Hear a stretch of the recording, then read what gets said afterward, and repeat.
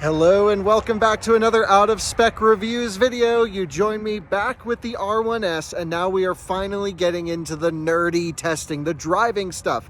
I'm going to be doing a few different videos, and this is going to really be kicking off the driving portion. This is a video where we are going to be looking at the efficiency of the Rivian R1S at different driving speeds. It's actually something I haven't done before, but a lot of you have asked for. So I'm going to run 3 different loops. It's about 57 miles on my loop. We're going to run at 60 miles an hour, 70 miles an hour, and 80 miles an hour, and take a look at the efficiency drop as the speeds increase. Should be kind of interesting. Another thing to note is it's cold out. It's currently, according to the watch, 37 degrees Fahrenheit, and expected to dip down to a low of, whoa, let's take a look, of 29 degrees. So by the time we finish this test, it might be down to freezing. Now, of course, to keep things fair, I'm going to be DC charging the car each time. I'm going to walk you through the testing procedures here, but we're going to be trying to control the vehicle's temperature as much as possible so that each run is sort of fair here. So let's walk through the specs on this thing, the future videos, of course, and how we're going to be running this. I have no idea what to expect. Obviously, it's going to use more energy the faster we go, but I don't know by how much. So let's dig into it. This is the brand new Rivian R1S, and this is one of the first ones off the line. It's a review truck from Rivian, so I want to say a huge thank you to them for loaning it to us. This is VIN 140, so it's a very early production. We are rocking the Rivian Blue with the 20-inch all-terrains in black, so it's a different wheel design than the standard all-terrains, and that's what we're going to be using for this test. Now, of course, I'm going to be doing the full range test, but I'm actually going to be swapping on the road wheels and tires, the 21-inch wheels for that. I'll also be doing some performance driving where I'll swap on the 22s for the best handling performance. So again, trying to use the truck in, as many configurations as possible for its intended use case. But there's a lot of Rivian R1S owners that are getting these all-terrain wheels and tires on their vehicle. We know it's the least efficient. We've done that test where we've lined up on R1T the 20, 21, and 22-inch wheel options side by side, and we know these are significantly less efficient. So I know a lot of Rivian owners are going to want to know kind of worst case. Cold outside, I'm shivering, that's why the camera is going. Cold outside, and the worst wheels and tires you can get for range and efficiency. So we're DC charging the R1S to 70% state of charge. The tire pressures are set to OE specification, about 46 PSI. You can even hear it in my voice. It's cold. I think it's colder than 37 out here right now. It's really freezing. We're gonna run over to I-70, up to Cheyenne, turn around, come back, plug it in, charge it again to 70%, then we'll go at 70, do the same thing, repeat at 80. We'll log the numbers and get the data. This thing, by the way, just so freaking awesome. We've been filming with it all week, nonstop. It's about 11:30 in the evening right now, and we're just starting this test. So similar to when we had the R1T, trying to get as many videos for you guys as possible on this thing. Halloween mode was just updated to it. Looks like we just hit 70% state of charge. Now, the exact state of charge doesn't matter too much here because, again, it's efficiency test, but weird thing, these charge point stations are down. There's only one working. So we just hit end on the last and only working units. Let's hope no other cars are here. But freezing cold out here. Let's go. We put in 37 kilowatt hours, so battery's been preconditioned. I've been driving the car all day. It's nice and warm. It actually has been in a heated garage for the last few hours because we've been filming detailing videos with it for the Out of Spec detailing channel. So the paint's nice and clean. I think this should be a really interesting test here. The truck's relatively fresh as well. Oh, it's nice and toasty in here. I can't run heated seats for the test. Let's go to show you this. Okay, watch, we don't need you right now. 3,290 miles, so pretty fresh truck. Yeah, this should be really freaking fun. So what we're going to do is reset that right when we're about to go. Again, it's okay if we wait a minute because it's not a full-on range test. Yeah, Rivian R1S, 60, 70, and 80 mile an hour runs. Let's do this thing. So actually we are just redoing that portion. I went out and did a loop and accidentally started running 70 miles an hour instead of 60. And I really want to make sure we do this test in order from 60, 70, and 80 miles an hour in a row. I guess that's what late night and just used to running 70 miles an hour will do. Let's go heated seat off. Let's go back to our truck here. Boom. This one, yeah, you can see I ran 7 miles. Had to turn around. Let's redo that. Let's reset everything. Come on. There we go. In reverse, Terry. Throw it backwards. And now we're going to run 60 miles an hour, which since I went out on that little loop, I confirmed is 61 miles an hour indicated. So this is going to take about almost an hour to run this loop. And then as I probably get more tired through the night, starting this at about midnight, it's going to take less and less time. I'm hoping to be done by 3 a.m. because we have a 8 a.m. shoot with this thing planned. So seatbelt on.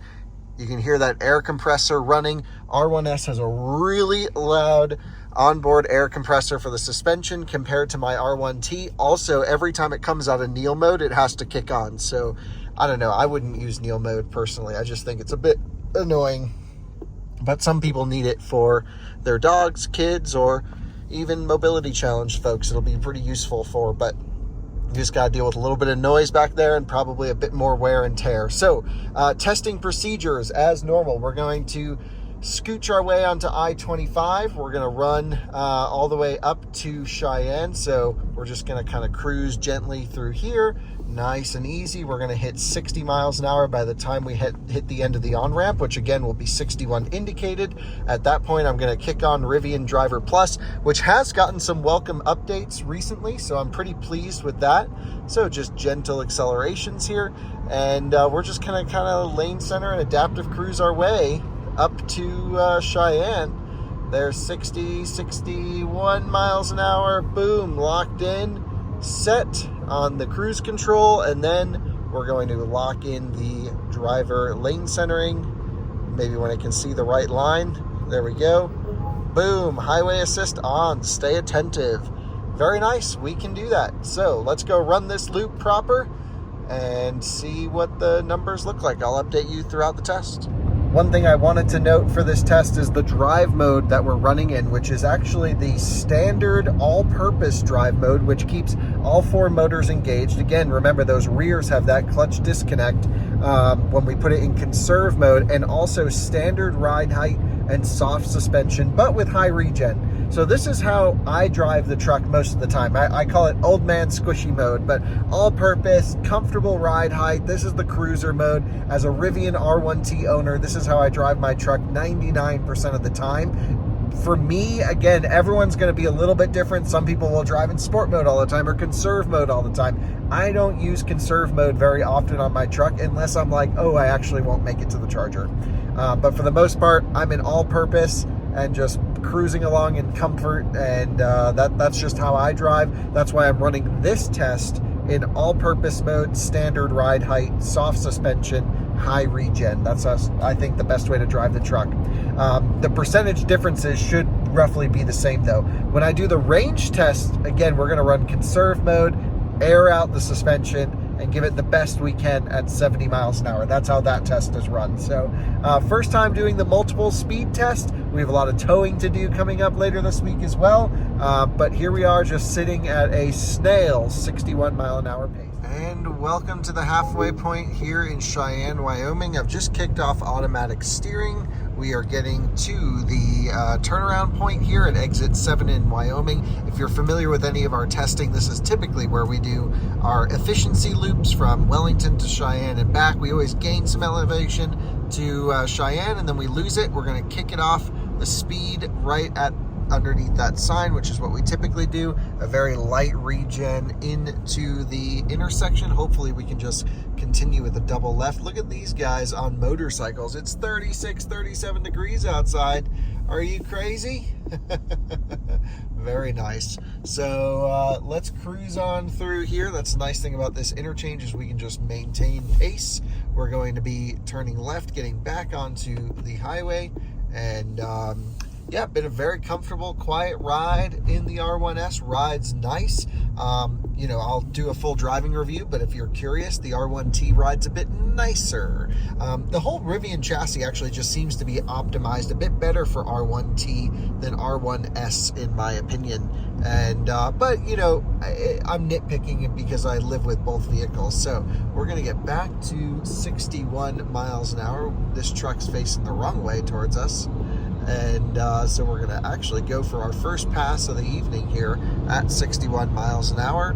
Once we get back in the right lane, I can kick it back onto driver assistance. But loving the R1S, not too different from the R1T, if I'm honest. Just when I'm sitting up here, it feels just like I'm at home in my personal vehicle. So all is good. Let's go see you back at the charger, and then I will update you as to the efficiency numbers. We'll charge it back to 70% and then run it at 70 miles an hour.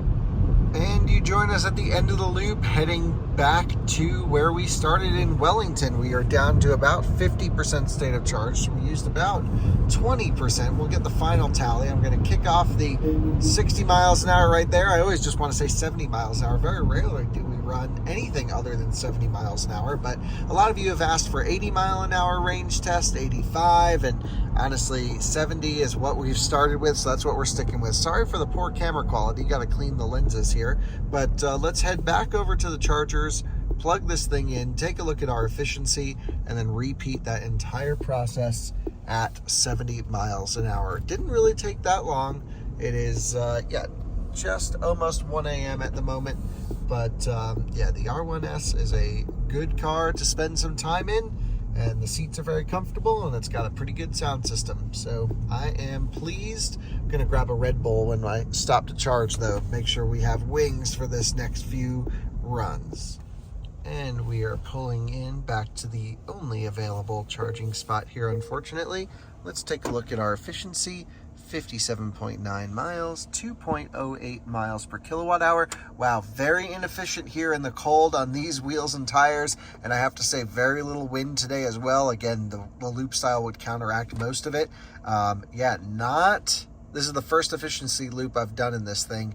Not impressed by that efficiency at all. Now, it should have been better coming down the hill, so if I cycle through over here, yeah, definitely 2.93 the last 15 minutes because we were coming back into town, but very interesting to see that.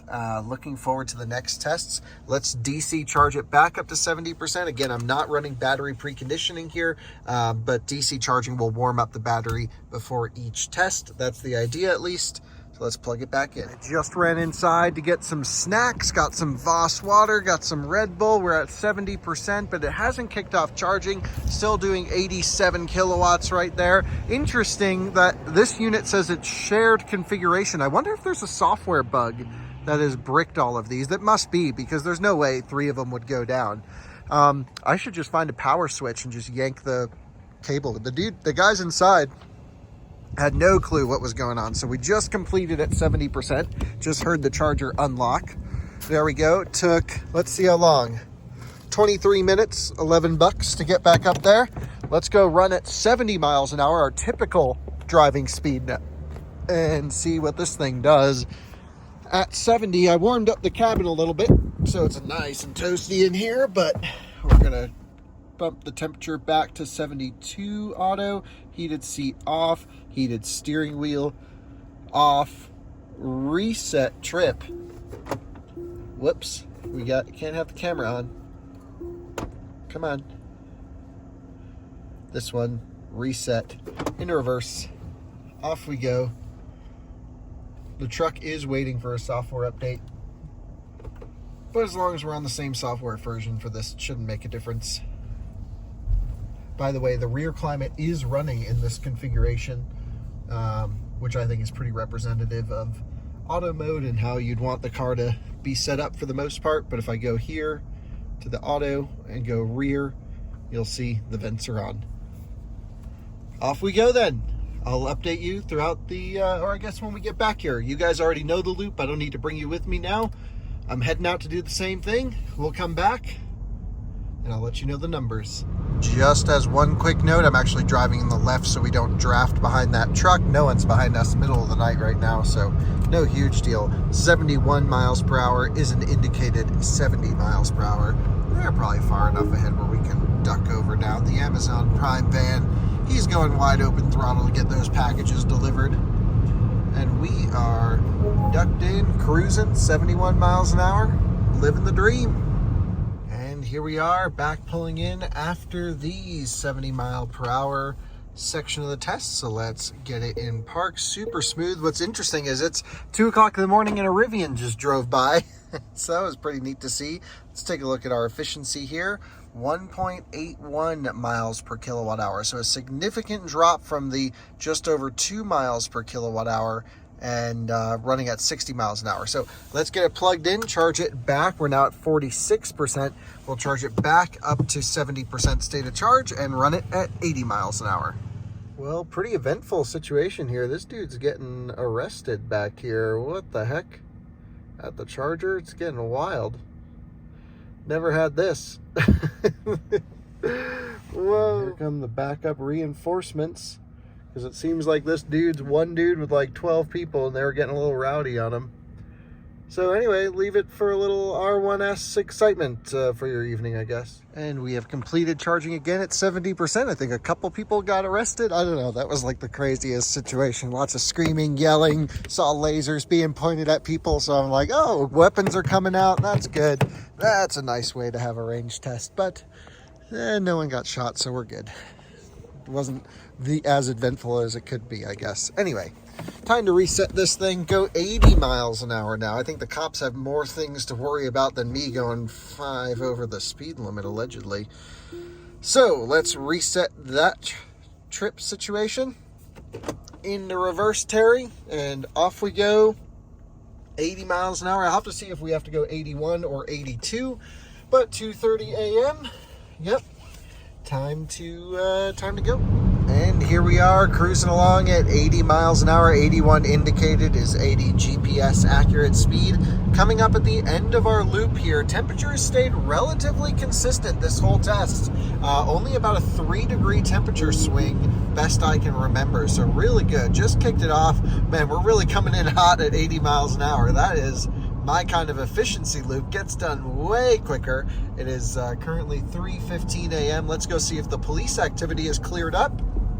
And hopefully no one's taken the EV charger. I don't think so. But again, we saw a random Rivian at 2 in the morning driving down the road. So let's see. It looks like the charger's available. That's great. No need to juice this up for another test, but we should see what the Rivian comes in with. And then I'm going to charge it up just a little bit because we have some off-roading to do tomorrow.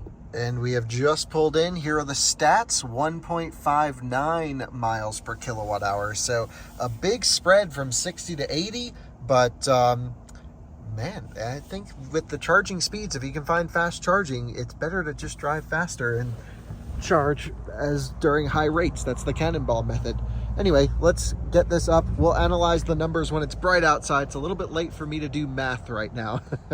So charge this up for 10 or 15 minutes and then head off to home.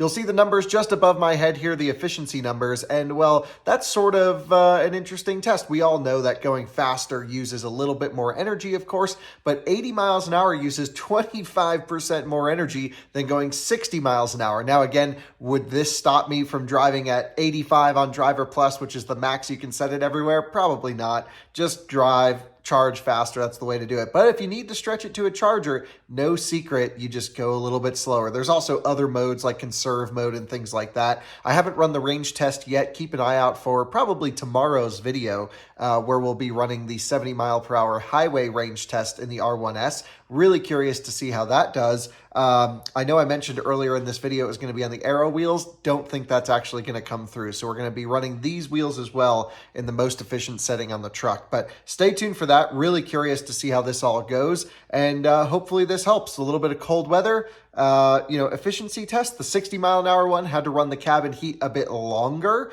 because of course it was colder out and we spent more time. Well, it was the same temperature, but we spent more time driving. So yeah, it's not apples to apples, but it's a good representation that speed decreases efficiency. Thanks so much for watching another Out of Spec Reviews video. See you in another one soon. Bye-bye.